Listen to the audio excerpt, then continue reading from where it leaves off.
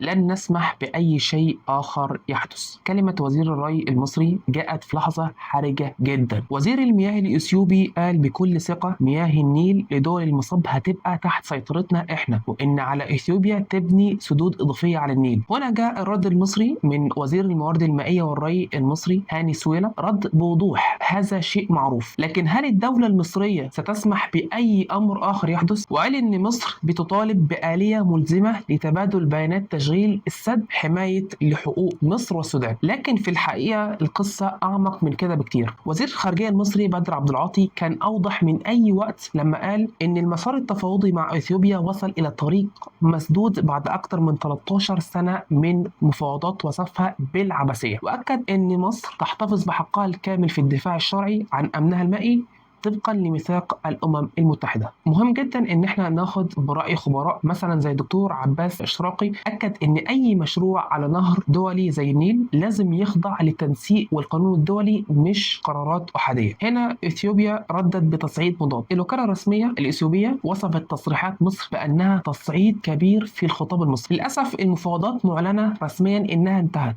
الخطاب من طرفين بيتصاعد، مصر بتقول لن نسمح، اثيوبيا بتقول تحت سيطرتنا. في ملف اتقفل باب التفاوض فيه، وموقف بيتصلب كل يوم اكتر من التاني. هنا السؤال اللي محدش عنده اجابه واضحه فيه، واتس نيكست؟ ماذا بعد؟